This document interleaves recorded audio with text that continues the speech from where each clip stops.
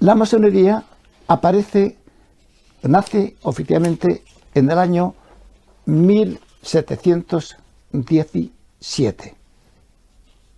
Antes, en Europa, en la Edad Media, bueno, masón se sabe que es una palabra francesa, también inglesa, que significa albañil, cantero cualificado.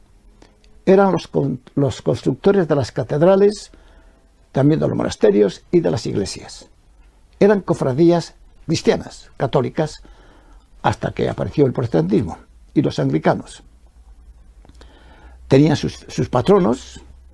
Ese día celebraban una misa y una fiesta, un banquete de fraternidad, celebraban misas por los difuntos de la cofradía, de masones, de albañiles y canteros cualificados.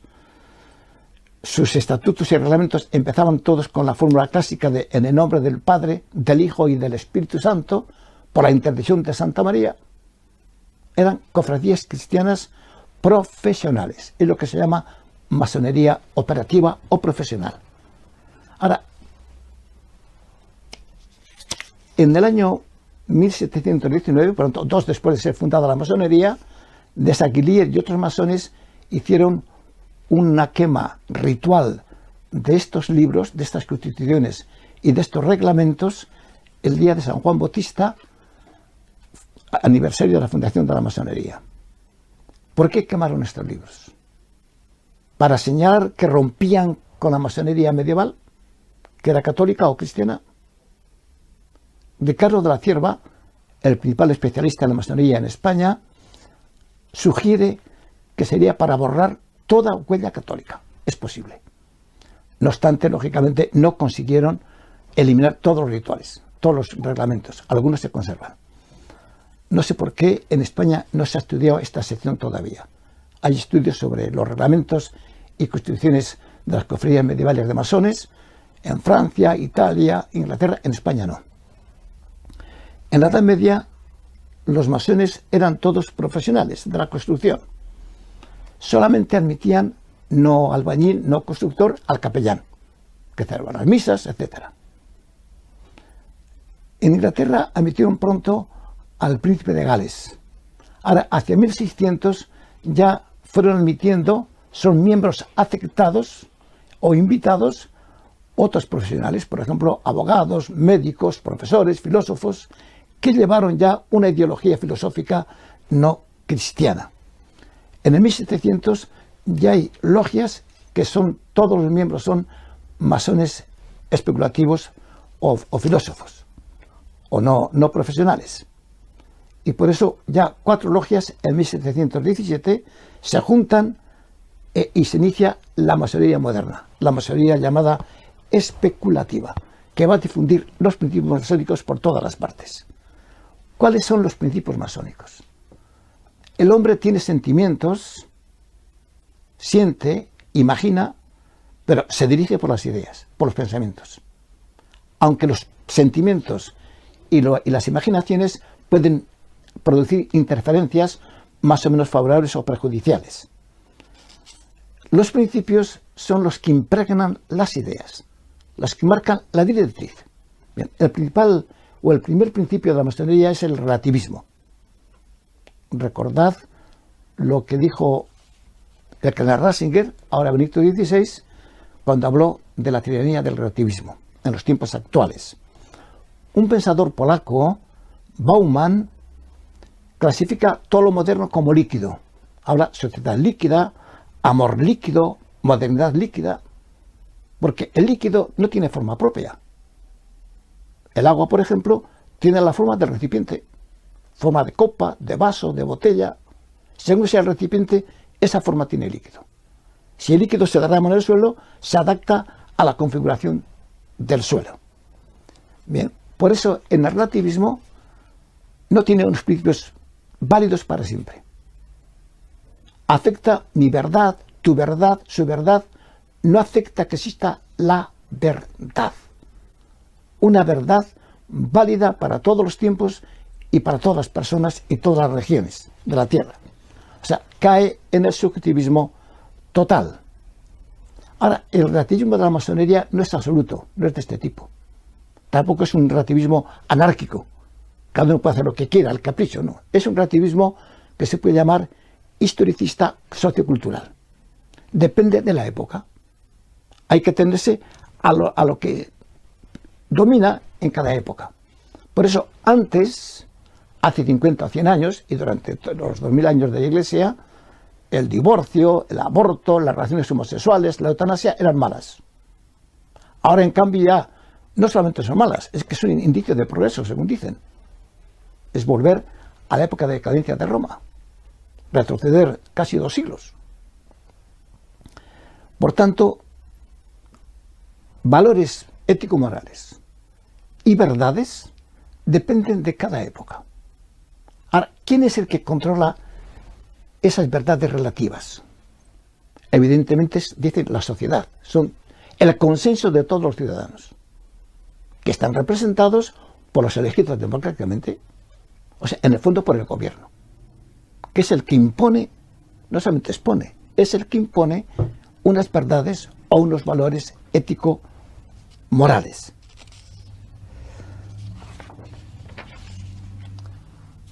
Además, para la masonería, más que la verdad, importa la búsqueda de la verdad.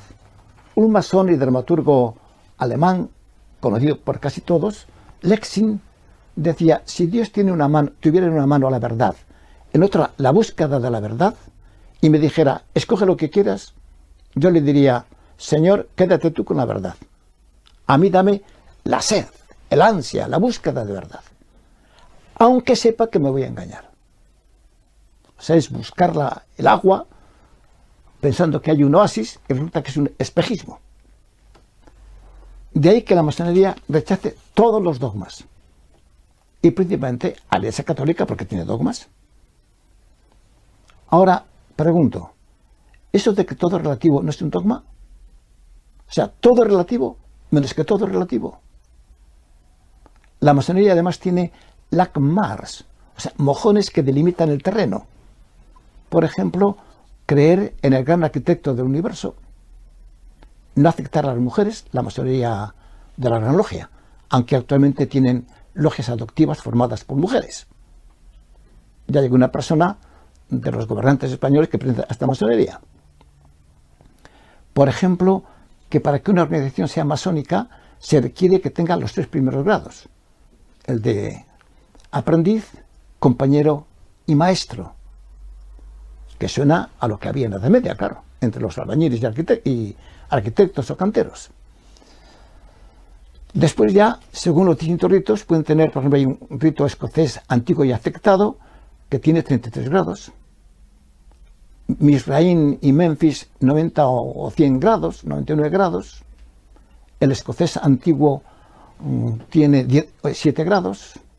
Pero los 3 grados son necesarios. Si no hay eso, no hay masonería. Si hay eso, hay, casi seguro, masonería. Por eso, cuando en el año 1877 en la masonería de Francia y de Bélgica no aceptaron como necesaria la creencia en el gran arquitecto del universo y admitieron a mujeres, la masonería inglesa los excluyó. Podemos decir que los excomulgó. Y tenemos por eso las grandes logias, masonería inglesa, que es la originaria, y los grandes orientes, que es la masonería francesa. Esta es todavía más anticatólica, más anticristiana que la inglesa. En la Gran Logia de Inglaterra actualmente tiene, bueno, en el año 95, según sus estadísticas, 750.000 masones. Y una gran logia en cada nación, pero la Gran Logia de España, con sede en Barcelona y ahora también en Madrid, la central, y con 150 logias. En Estados Unidos tienen una gran logia casi para cada uno de los estados de Estados Unidos. Bueno, por tanto, primer principio, el relativismo. Segundo principio, el laicismo. Laicidad consiste en la aconfesionalidad del Estado, la separación de la Iglesia del Estado. O sea, que el Estado no tiene ni impone una religión concreta, ni una ética determinada, sino que crea un clima de libertad religiosa en la cual cada ciudadano puede profesar la religión que quiera y puede propagarla. Esto, evidentemente, está muy de acuerdo con la Iglesia Católica. El laicismo, en cambio, trata de recluir las religiones concretas. En Europa, la religión cristiana, sea católica, protestante u ortodoxa, las trata de recluir en el foro privado de la conciencia o dentro de las iglesias, de los templos o de sus aledaños, de las sacristías. Ahora, no puede haber manifestaciones de una religión concreta, a eso aspiran, en las calles, en las plazas, en los foros políticos, en el Congreso, en el Senado, en la universidad, en los colegios de enseñanza, pues fuera de hijos. Por tanto, esta ya es militante. En las constituciones de la masonería, las de Anderson, que fueron promulgadas el año 1723, por tanto, 6 años después de fundar la masonería, muy pronto, y que prácticamente aceptan todas las obediencias o potencias masónicas, se admite lo común a todas las religiones, no una religión concreta. Esto es el laicismo. Claro, este laicismo lleva, por tanto, a recluir aparentemente con guante blanco lo mismo que hacía el comunismo, pero a la fuerza, ¿no? Al cristianismo, a la Iglesia Católica, dentro de las iglesias, no fuera. Y cada vez en España vemos que van dando más pasos en esta dirección. Y también a silenciar a Jesucristo, a no mencionar a Jesucristo.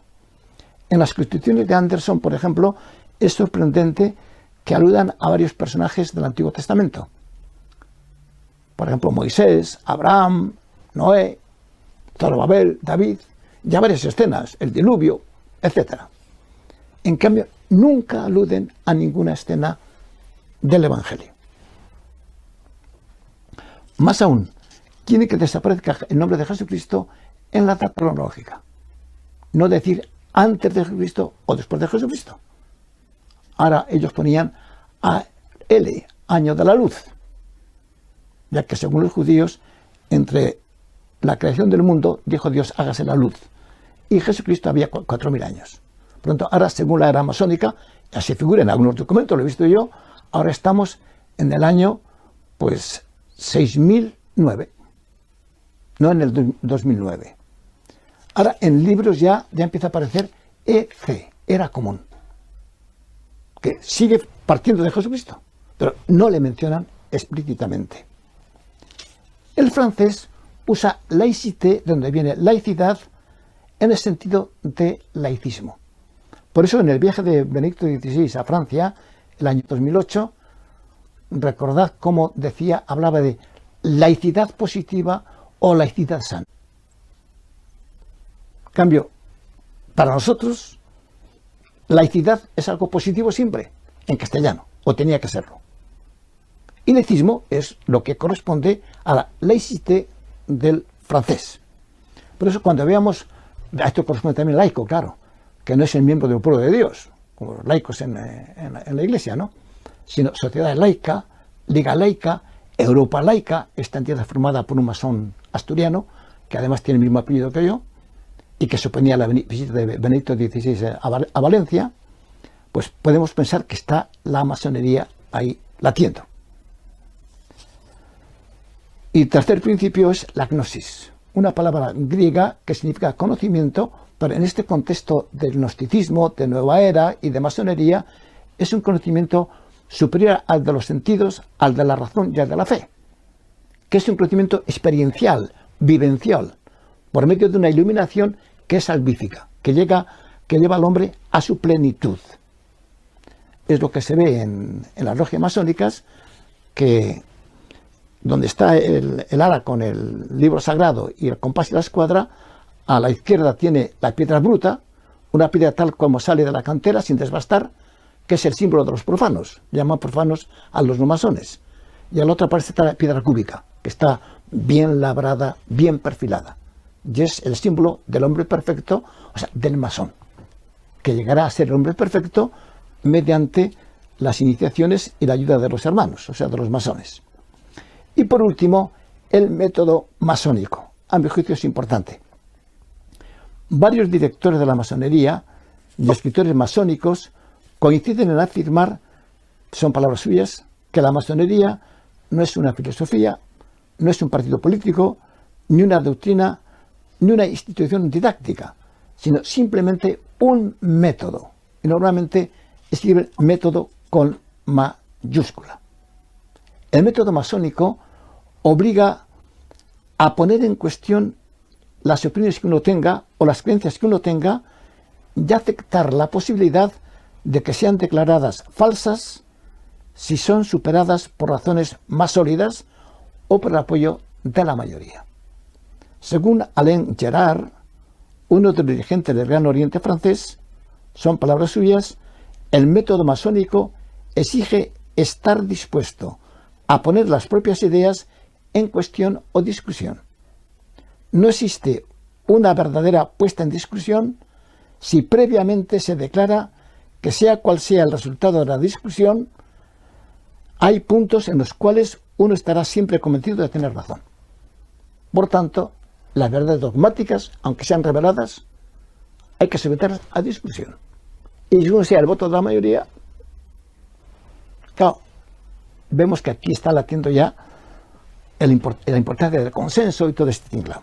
Por eso, cuando el gran maestre del Gran Oriente francés vino de Francia, vino a Asturias, creo que fue en enero, no sé, 2007 o 2008, en unas declaraciones a la prensa local, dijo: demócratas auténticos son los laicos, o sea, los laicistas, los masones.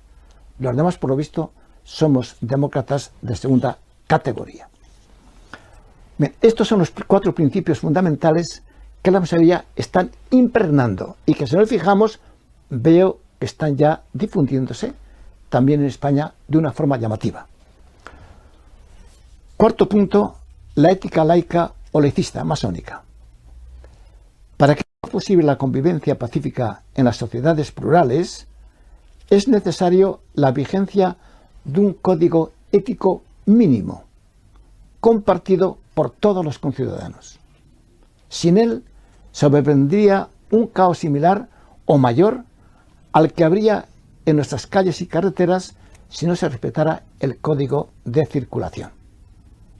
Hasta la Ilustración, la masonería del siglo XVIII, en Europa imperaba la ética evangélica, que tiene por una parte algo que es anterior al Evangelio, anterior al Estado, anterior a la Iglesia, la ley natural, los derechos humanos, y por otra algo específico de Jesucristo, lo evangélico.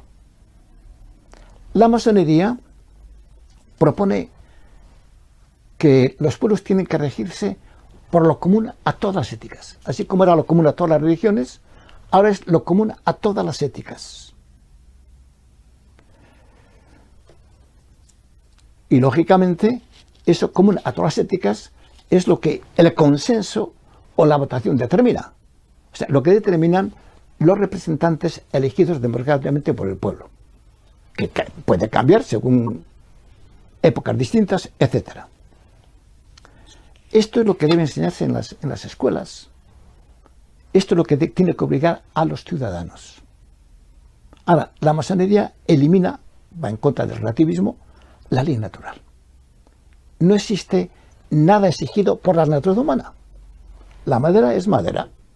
Y si lo echamos al fuego, aunque sea una tabla flamenca, nos quedamos sin la madera y sin la tabla flamenca, sin la pintura.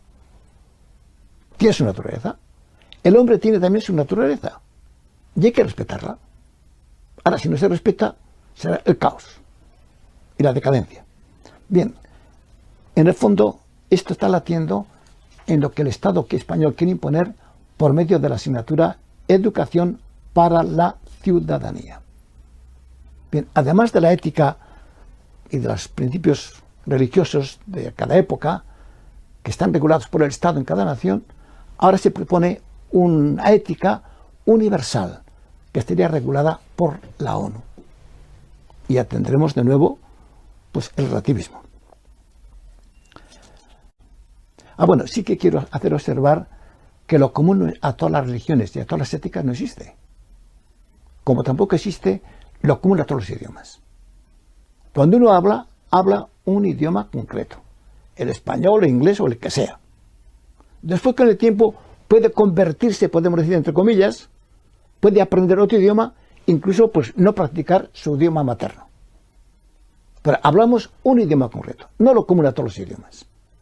Exactamente igual, no existe lo común a todas las éticas o a todas las religiones. Existe una ética determinada, será la evangélica, la coránica o musulmana, la hindú, la budista o la laicista impuesta por el Estado, que es la masónica, claro. Quinto, el secreto masónico. Yo doy la enhorabuena a los masones que me estén escuchando, si me escucha alguno, seguro que sí, porque han conseguido lo que pretendían. Que después del agua que ha hervido, ya no hace falta que haya fuego ni agua. Ya está impregnado todo el ambiente sociocultural de sus principios. Ahora, no se la doy por la forma como lo han conseguido, que es en secreto. León XIII, en la encíclica Humanum Genus, año 1884, el principal documento de la Santa Sede sobre la masonería en todos los tiempos, iba dirigido a los obispos, dice a los obispos: en primer lugar, procurad que arrancada su máscara pueda verse el verdadero rostro de los masones. Cuando uno tiene una infección de pus, si se saca, si se abre, pues se pasa enseguida. Ahora, si no, está infectando todo el organismo. Claro, y actuar en secreto pues tiene este problema, ¿no? Yo no veo por qué en una sociedad democrática y pluralista como la nuestra, la Unión Europea, por ejemplo, pues tiene que haber sociedades secretas. Ya sé que la mayoría dice que es discreta, pero yo creo que no, es secreta. Y digo que es secreta, primero, porque tiene nombre iniciático.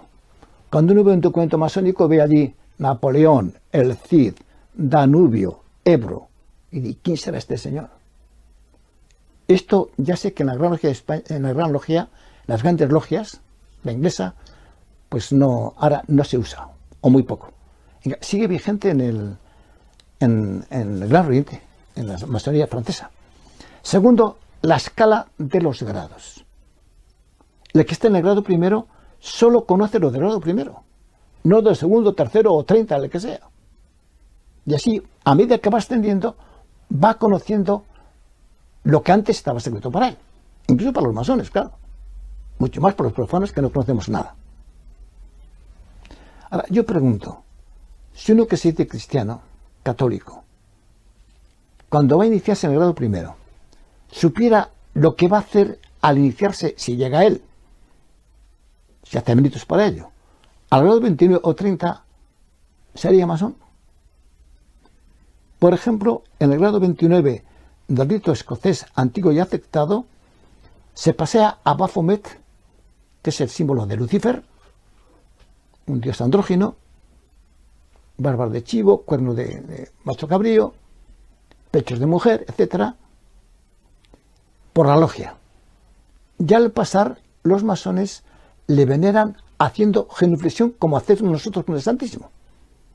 Solo que, como es contrapuesto, claro, no lo hacen con la pierna derecha, sino con la izquierda. Ahora, uno que sea católico, si en el grado primero se entera de esto, no se va a enterar, no se lo van a decir, daría el paso. En el grado 30, por ejemplo, ponen 3 calaveras, parte del rito de iniciación, ponen 3 calaveras, una con la tira pontificia, otra con la corona real y otra con una corona de laurel. Y el maestro de ceremonias le va diciendo que esto simboliza y le dice lo que tiene que hacer, que es dar un puntapié, más simbólico que real, claro, o pisar las 2 coronas primeras, o sea, a la monarquía y al papado, que han masacrado a lo largo de la historia a los tolerantes y a todos los que se les han opuesto, que están simbolizados por la calavera, el cráneo, con la corona de laurel. Ahora, esto un católico, si lo sabe en el grado primero, daría el paso. Luego, además, tienen organizaciones pantalla. Son organizaciones que nadie sabe que son, bueno, nadie o casi nadie, que son de la masonería y que están presididas por personas no masonas, que no pertenecen a la masonería, aunque dóciles a sus directrices. O a veces también por masones que la gente no sabe que son masones. Tenemos así la Liga Laica que ha habido en el siglo, desde el año, en la década de los 20 o 30, o los 30 estaba muy vigente en España. Liga Laica de la Enseñanza. Pensemos también en la Institución Libre de Enseñanza, pensemos en la actual Residencia de Estudiantes, vinculada a la Institución Libre de Enseñanza, que es masónica, claro. Por fin están las logias encubiertas. Son logias totalmente secretas, cuyos miembros piensan ellos que no lo sabe nadie.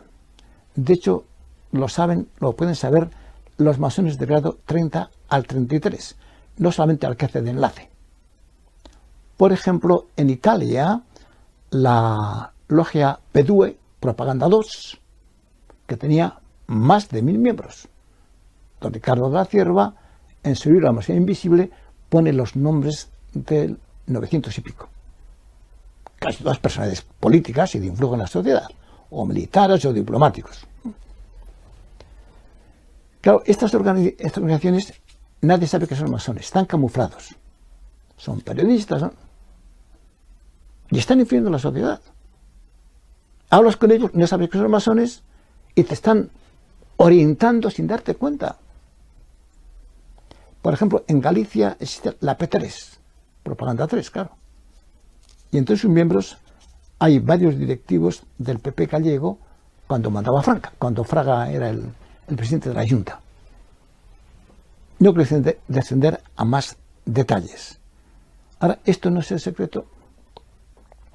Según Giuliano Di Bernardo, directivo de la masonería en Italia, y también según otros masones de autoridad, la masonería se fundamenta en 4 elementos: libertad, tolerancia, fraternidad. Ahora en lugar de fraternidad dicen solidaridad, porque si hay fraternidad, hay hermanos, tiene que haber un padre. Eso para los católicos vale, Dios Padre, ¿no? Nuestro.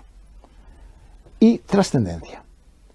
Estos 4 elementos corresponden a los 4 elementos constitutivos de todo lo terreno según la mentalidad clásica griega: tierra, agua, fuego y aire. Ahora, según los filósofos griegos de la naturaleza, también los presocráticos, además de estos 4 elementos existía la quinta esencia, el quinto elemento, que era que constituía los astros, que era el éter, sutilísimo, divino. Por eso los astros se llaman Venus, Mercurio, Marte, nombres de Júpiter, nombres de dioses, desde los griegos, ¿no? Bien, según Di Bernardo y otros pensadores masónicos, los 4 elementos pueden ser participados por no masones. Podemos vivir nosotros la libertad, la tolerancia, la fraternidad, etc. Ahora, el quinto elemento es el secreto.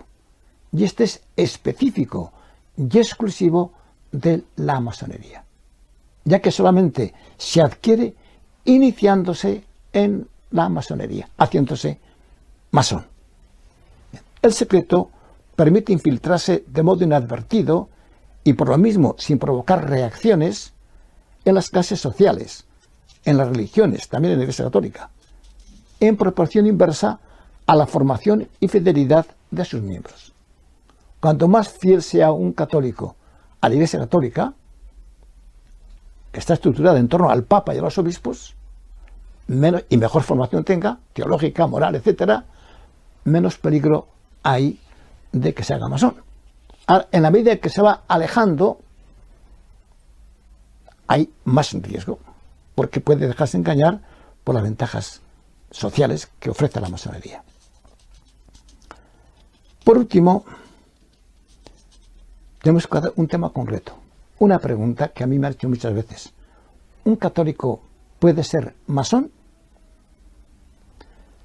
Se está propalando el rumor de que tras el Concilio Vaticano II, la Iglesia ha cambiado su actitud ante la masonería, que ahora ya se puede ser al mismo tiempo católico y masón. Pero de hecho no es así. Y yo no sé cómo masones o filomasones lo dicen sabiendo que no es así. El Código de Derecho Canónico, promulgado por Benedicto XV en el año 1917, segundo centenario de la fundación de la masonería, excomulgaba, dice literalmente, a quien se inscribe en la secta masónica o en otras asociaciones del mismo género que maquinan contra la Iglesia. Canon 2335. Tras el Concilio Vaticano II, el 27 de noviembre de 1883 entró en vigor el nuevo Código de Derecho Canónico. En él se incluye ese canon anterior, pero sin mencionar a la masonería. Pues para evitar cualquier confusión, el día anterior, el 26 de noviembre del 83, el cardenal Ratzinger, con la aprobación de Juan Pablo II, publicó una declaración sobre las asociaciones masónicas. En ella se dice textualmente: se mantiene inmutable el juicio negativo de la Iglesia respecto a las asociaciones masónicas, ya que sus principios han sido considerados siempre inconciliables con la doctrina de la Iglesia, y por lo mismo la adscripción a las mismas permanece prohibida. Los fieles que pertenecen a las asociaciones masónicas están en estado de pecado grave y no pueden acceder a la Sagrada Comunión. Creo que la norma es bien clara. Pensemos que dice que los principios, no es que maquinen o no maquinen contra la Iglesia. Los principios de la masonería son inconciliables. Y por tanto, o esos principios se rechazan o se diluyen, o un católico no puede ser masón. Lo tremendo es que algunos masones y masonas, sobre todo a la clase política, comulgan para negar su pertenencia a la masonería y engañar incluso a clérigos ingenuos. El Papa dice que un católico no puede ser y que no puede comulgar. Yo comulgo lo que no soy masón. Yo reconozco que la primera vez que comprobé esto, sabiendo con certeza, ya que la persona que me lo decía tenía yo sus rituales en mis manos, los había entregado a un hijo suyo, los rituales que esa persona, una mujer, había usado para iniciar a otras mujeres en la masonería, sentí un dolor hasta de corazón y de estómago. Instrumentalizar la Sagrada Comunión con fines políticos. Bueno, antes de acabar, conviene dar algo de bibliografía. Bueno, como libros yo propongo, pues, evidentemente, soy el padre de la criatura, el mío la trama masónica, pero sobre todo el de Ricardo de la Cierva, el del Tiple Secreto, donde están los textos traducidos por vez primera íntegros de las Constituciones de Anderson, de los tres primeros grados, inició en los tres primeros grados, y también del Arco Real. También el libro extenso de la masonería invisible. Después el de César Vidal Manzanares, los masones. También, evidentemente, ahora un libro muy importante es el de un médico francés ilustre, vive todavía, Maurice Caillet, Yo fui masón, que cuenta su experiencia. Hombre, y como libro curioso, un libro que ha sido editado por dos masones que se titula Franco contra los masones. Ahora, si se tiene en cuenta el contenido, habría que titularlo al revés, los masones contra Franco. Es curioso, porque claro, los masones dicen que no intervienen en política. Claro, leyendo el libro de Caillet, Yo fui masón, se ve que interviene en política. Giscard d'Estaing, por ejemplo, que es masón, encargó preparar el ambiente para que fuera legalizado el aborto en Francia, se lo encargó al Gran Oriente. Y su asesor era el gran maestre del Gran Oriente de Francia. Ahora, en este libro de los masones de Franco contra los masones, una mujer, esposa de un masón de mucha categoría, miembro de la AMI es Asociación Masónica Internacional, que reside en Suiza, después en Portugal, ella es española, copió todos los documentos de la masonería, de las actas de la Asociación Masónica Internacional, y a través de otras personas se mandaba directamente a Franco. Curiosamente, una vez que visitaron los directivos de la AMI a Franco, no como masones, sino personas políticas importantes, se dieron cuenta de que Franco conocía sus actas. y sospecharon que alguien se lo había comunicado. Y echaron la culpa a un personaje español al que le excluyeron 2 o 3 meses de las reuniones de la AMI. Al parecer, por los datos que da, se trata de Pedro Sáenz Rodríguez. Bueno, ahí se ve cómo los masones preparaban campañas contra el régimen franquista para solventar a los estudiantes, a los obreros, como por ejemplo los directivos de la AMI se enfadan con Churchill porque no los ha invitado a la reunión previa a la reunión de Yalta al acabar la Segunda Guerra Mundial. Donde se reunieron pues el presidente de Estados Unidos, de Rusia, de Francia y de Inglaterra. Cuando no tienen ningún título político para ello, ¿no? Ahora, la masonería interviene en política. Estamos viendo lo que está pasando en España, claro. Y el problema de España actual es que esto está impregnándolo todo. Y además no solo intervienen. Por ejemplo, se conocen documentos, el gobierno de Vichy, Jean Pétain, confiscó los documentos masónicos en Francia, y he visto documentos donde un masón ilustre dice, sí, los políticos tienen que ser fieles a su partido, pero deben también mucho a la masonería. Y en ciertas cuestiones tienen que votar de acuerdo con la masonería, no de acuerdo con su partido. Esto en España, en la República, pasó igual. Martínez Barrios, que era el gran maestre del Gran Oriente español, reunía a todos los masones de distintos partidos políticos, no solo del Gran Oriente, sino a todos los masones, que eran 141 diputados, me parece, o 150, y les determinaba en algunas cuestiones cómo tenían que votar. Curiosamente, esas cuestiones son siempre más o menos relacionadas con la Iglesia. La exclusión de los religiosos de la enseñanza, la alegación del aborto, del divorcio, los cementerios civiles, etc. Por lo tanto, están organizados en ciertas cuestiones e intervienen. Bueno, después de ver esta exposición, yo sigo dando la enhorabuena a los masones. Les pido que, ya que estamos en una sociedad pluralista y democrática, que eviten el secreto. Ya sé que no va a hacer caso, pero yo creo que es lógico. Y que desde la fe cristiana no tenemos que preocuparnos. Aunque ciertamente la historia de la Iglesia muestra que las herejías y los cismas, si no cuentan con el apoyo del Estado, duran poco. En cambio, han durado los que han contado con el apoyo de los gobiernos. Pensemos, el cisma de Oriente son iglesias nacionales. Iglesia ortodoxa rusa, Iglesia ortodoxa griega, Iglesia ortodoxa rumana. Y ese por Estado hace que eso ha ayudado mucho. Los protestantes, cuyo regio ellos religio, fue el acuerdo que tuvieron. En un Estado alemán donde el que mandaba era protestante, el Estado era protestante aunque hubiera muchos católicos. Si mandaba el que mandaba era católico, ese Estado era católico aunque hubiera muchos luteranos. Claro, la masonería ahora cuenta con el apoyo de los gobiernos. Por tanto, va a durar mucho. 100, 200, 500 años. Pero eso se va a ir desvirtuando. Y la Iglesia cuenta con la palabra de Jesucristo, que los poderes contrarios no prevalecerán.